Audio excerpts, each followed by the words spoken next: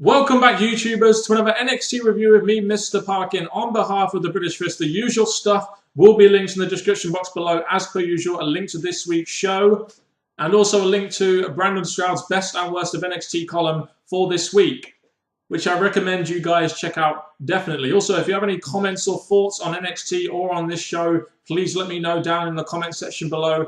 As per usual, NXT this week brought to you by Byron Saxton, Tensai, and William Regal on commentary. What mischievous acts will these three get up to? Find out next. In our opening segment on this week's edition of NXT, we had a Divas tag match which was announced last week. Bayley and Charlotte versus Summer Rae and Sasha Banks, which was done in that backstage segment they had during the show. The first thing I noticed here, talking about mischievous acts between the three commentators, what the hell was going on between Tensai and Regal? It was almost like some old heat was coming up between these two or something. They were bickering back and forth with each other on the mic. Kind of seemed like it was shoot in some places. But especially when Regal started calling Tensai Albert, I kind of felt Tensai was getting a little bit offended by that. So I don't know. I don't know what was going on between them. It kind of distracted me a little bit from this match. But really, I was more focused on what was going to happen with the finish, because the backstage segment kind of teased something between Bayley and Charlotte. And we had Charlotte just turning on her partner. You know, because I guess she wants to align herself with Summer Rae and Sasha Banks. And like I said, this was kind of teased last week. And, you know, she's now joined the terrible twosome that is Summer Rae and Sasha Banks. And I see two things from this. You know, either they've done this because they want to try and do something with Charlotte and they think putting her with Summer Rae, who is a very good heel, and Sasha Banks, you know, not as good of a heel. As a group, they could maybe put over Charlotte a little bit. But also Bayley, you know, this character has gotten quite over with NXT, and, you know, maybe this is a good way of trying to put Bayley in some kind of storyline, in some kind of underdog storyline maybe. I don't know, but it looks like they're trying to put a lot of focus on Summer Rae, Sasha Banks. Now with Charlotte and Bayley in the mix, you know, there could be a little bit more there on some other characters and bring them through, rather than having, you know, the same kind of four characters pretty much rotated week in, week out. So Bayley and Charlotte could have a bigger role on NXT, you know, and we do need new characters in there, I think, sometimes. There are two things you need to do to start off with if you really want to get over a character, especially if it's going to be a heel character. Number one, you have them beat jobbers to make themselves look good and make their finisher look impactful. That's been achieved. You know, in the process, Aiden English has been very, very entertaining on the way and has really carved the stone for his character going forward in NXT. A very unique character which could go quite far. Second thing you need to do, if you want to establish this guy as a heel, is put him up against over baby faces. I mean, even if it isn't a kind of jobber match, Camacho as a babyface isn't the kind of person that the crowd are going to cheer for. So, of course, they're going to cheer for the entertaining guy that sings and does encores to them and accepts their roses and stuff like that.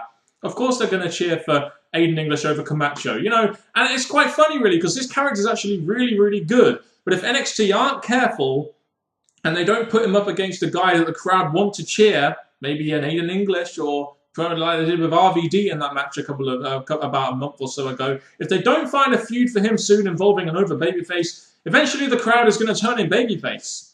They are, because every time he comes out, they're just going to cheer him, and they're not really going to have a reason to boo him. And, you know, it's going to eventually lead to him being babyface. And whether or not that would be a good thing, I don't know, because sometimes the crowd naturally turns characters, and it's happened with Austin, it happened with Rock, and other such characters, such as that happened with John Cena as well. So that's not necessarily a bad thing, but if you want to establish this guy as some kind of arrogant motherfucker heel, you're going to need to put him against some established baby faces at some point, even if it means maybe him getting the occasional loss every now and then, because the Aiden English character is fantastic, with a kind of a lack of direction. I wish they would give it a little bit more direction, so the character could evolve as I feel it should do. So we had this backstage segment between Alexander Rusev and Lana, the diva who he's been paired with, and they're speaking Bulgarian. And I guess WWE's method here is, you know, have them speak a foreign language and they'll get over as a heel. It's kind of the stereotypical stuff WWE usually does with foreign characters. It's why British people are usually considered villains in American films, and why in American films the ruler of the world is always Morgan Freeman, the president, for example. That's just American culture and American films for you, and,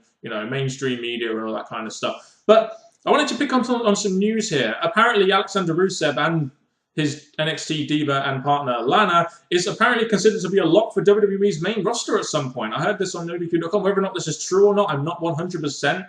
I try not to fully rely on dirt sheet news, but if this is true, I can see why. I mean, Alexander Rusev, if you look at him, is the kind of guy, this crazy motherfucking foreigner with a Muay Thai unique style that could literally kill anyone.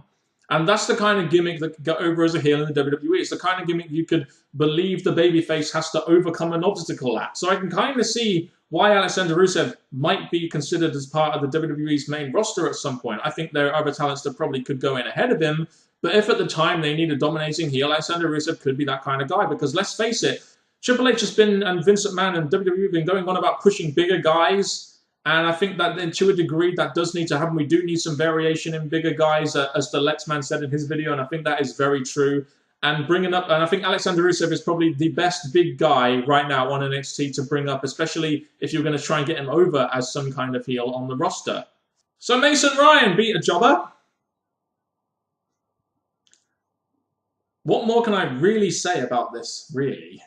Just want to take some time in this segment to talk about some things that are going to be coming up for NXT, which I will most likely definitely be talking about because, well, it's going to be happening on NXT and I never miss an NXT review. Speaking of hype, we've got the news that Bo Dallas will be returning next week for his homecoming, which should be interesting knowing the Bo Dallas character right now. Also, we had an Evolution hype video. You know, I'm not sure what WWE are going for here. I guess they're just trying to expand the Evolution gimmick a bit more in this video. You know, I guess so. They're trying to put the player as this, like, political person that's trying to lead an evolution. Oh, do you know what? Yeah, I get it. I get it. Also, William Regal versus Antonio Cesaro and also Adrian Neville versus Bo Dallas for the NXT Championship is going to be done in the November 21st NXT tapings, which is where also they're going to take their 200th episode that night. And James Morehouse brought up, or the Black Rose 1991, he brought up something interesting on Facebook. He said usually on these 200th editions of whatever, they usually have a title change. You never know. Maybe Adrian Neville, after this 2 out of 3 Falls match with Corey Graves that I'm going to be talking about in a minute, will beat Bo Dallas for the NXT Championship, even though I feel that probably should have gone to Sami Zayn. But there you go. So we've got some interesting matches coming up for NXT. Regal versus Cesaro.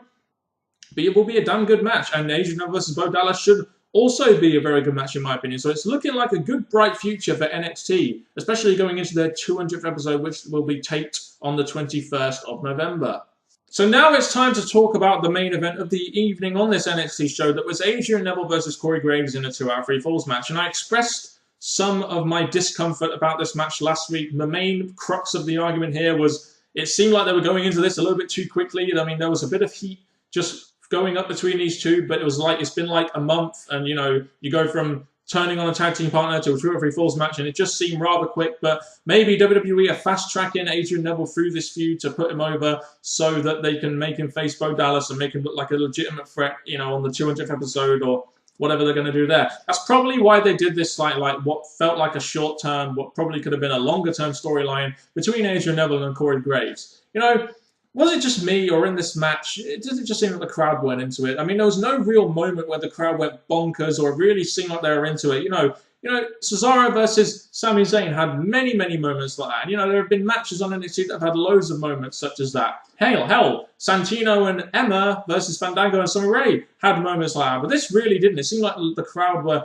really, you know, putting their hands on their asses on this match, really. And, you know, it wasn't me, it was old. Did the first fall just come out of nowhere? I'm just like, you know, they're wrestling a bit, and all of a sudden he hits his finisher, first fall. You know, damn. I mean, the second fall, I see what they were trying to do with the storyline. I'm not going to deny that. The storytelling was surrounding Adrian Neville's knee, and would he be able to go to his finisher, and then he ends up winning with a roll-up.